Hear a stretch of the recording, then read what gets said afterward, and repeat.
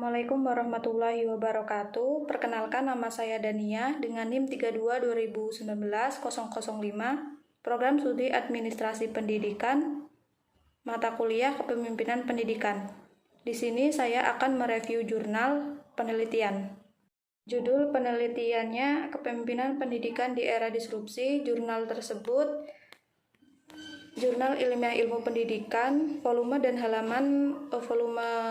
nomor 1, halaman 153 sampai 161, ditertibkan pada tahun 2002, yang ditulis oleh Ulfa, Yuli Supriyani, Opan Arifudin. Tujuan penelitian ini adalah untuk mengetahui kepemimpinan pendidikan di era disrupsi.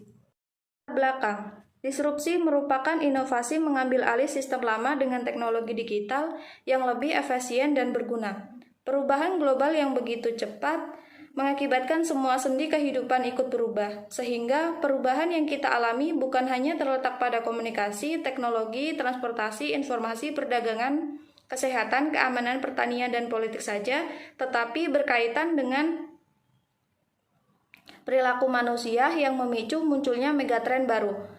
Disrupsi mengganggu perilaku manusia dan menggambarkan perilaku-perilaku yang berkelanjutan. Selanjutnya adalah pemimpin yang seperti apa yang dibutuhkan untuk menghadapi dunia dengan keadaan yang mudah berubah. Apakah pemimpin yang saat ini ada sudah tidak memiliki kemampuan, bahkan tidak memperoleh kepercayaan dalam menghadapi era disrupsi ini? Tentu jawabannya bukan ya atau tidak, tetapi antisipasi untuk melakukan upaya pengembangan pemimpin yang memiliki cara pandang ke depan, membawa anggota yang dipimpinnya untuk mencapai tujuan bersama, tidak bisa berhenti dan puas dengan yang saat ini diperoleh atau bertopang dagu karena semuanya sudah terjadi dan tidak memungkinkan untuk diraih. Karena itu, untuk memperoleh tipe pemimpin yang diharapkan dipandang perlu melakukan penelaahan yang mendalam mengenai disrupsi dan pengaruhnya bagi kehidupan. Hal ini juga termasuk pada diri kepemimpinan pendidikan, mengingat lembaga pendidikan merupakan institusi yang bersifat kompleks dan unik. Bersifat kompleks karena institusi pendidikan merupakan organisasi yang di dalamnya terdapat keterkaitan berbagai dimensi untuk menuju pencapaian komitmen pendidikan. Keunikan institusi pendidikan didasarkan pada karakteristik tertentu yang tidak dimiliki oleh organisasi lain. Adapun karakteristik tersebut adalah adanya proses belajar mengajar sebagai pemberdayaan umat manusia. Pemimpin pendidikan sangat besar dalam rangka memberikan layanan pendidikan bermutu bagi kemajuan sumber daya manusia masa datang, sehingga dibutuhkan kepemimpinan pendidikan sesuai dengan tuntutan dan tantangan disrupsi saat ini dalam rangka mencapai tujuan pendidikan. Metode penelitian. Metode yang digunakan metode riset kualitatif, yaitu menekankan analisanya pada data deskriptif berupa kata-kata tertulis yang diamati. Pendekatan kualitatif penulis gunakan untuk menganalisis kajian kepemimpinan pendidikan di era disrupsi. Maka dengan sendirinya penganalisaan data ini lebih difokuskan pada penelitian kepustakaan, yakni dengan membaca, menelaah, dan mengkaji buku-buku dan sumber tulisan yang erat kaitannya dengan masalah yang dibahas. Sumber data. Sumber data yang digunakan dalam penelitian ini mencakup data primer dan sekunder. Data primer adalah data yang dikumpulkan langsung dari individu-individu yang diselidiki atau data tangan pertama. Sedangkan data sekunder adalah data yang ada dalam pustaka-pustaka. Data primer dalam penelitian ini adalah buku kepemimpinan pendidikan di era disrupsi, dan data sekunder didapatkan dari jurnal-jurnal baik nasional maupun internasional.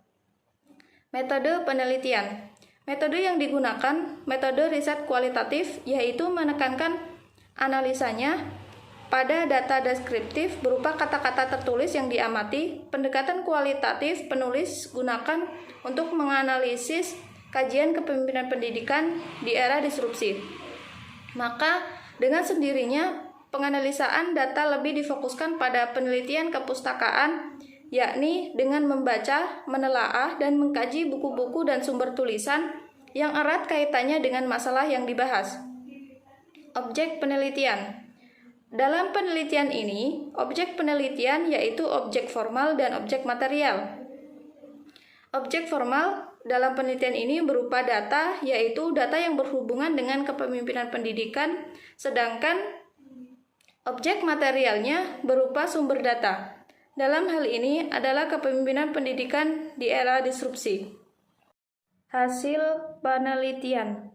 Dari uraian Jurnal Kepemimpinan Pendidikan di Era Disrupsi, dapat disimpulkan bahwa pembahasan tentang era disrupsi dan kepemimpinan berkaitan dengan dua hal yang sangat bertentangan. Disrupsi bicara tentang tantangan global yang mengarah pada perubahan zaman karena teknologi. Perubahan yang terjadi saat ini adalah merebaknya teknologi digital dan artificial intelligence serta internet yang membuat cara-cara lama tergantikan dengan cara-cara baru melalui pemanfaatan teknologi digital.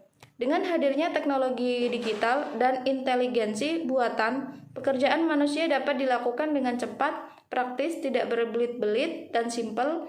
Bahkan yang sangat mencengangkan adalah tergantikannya pekerjaan manusia dengan teknologi tersebut.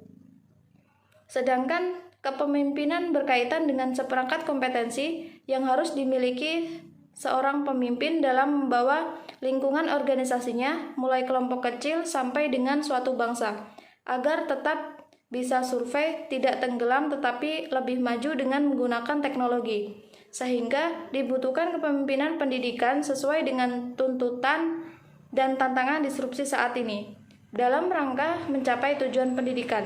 Dalam kepemimpinan seseorang, paling tidak akan diketahui aspek-aspek psikologis yang dibutuhkan oleh individu pada saat menjadi pemimpin. Bagaimana seorang dikatakan cocok atau pantas menjadi seorang pemimpin bukan hanya harus memiliki ciri atau karakter psikologis yang akan mendukung kepemimpinannya, tetapi juga harus menunjukkan perilaku sebagai pemimpin yang terbaik pada kelompoknya atau di antara anggota yang dipimpinnya.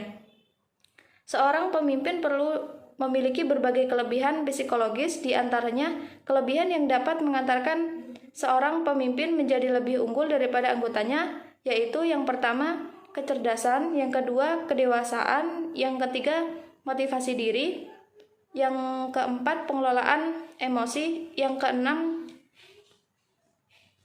kelima, ketelitian dan kecermatan, yang keenam, hubungan sosial yang bagus, yang ketujuh, pemberi arah, dan yang kedelapan, memberi pengaruh positif, yang kesembilan, jujur, dan yang kesepuluh, humoris.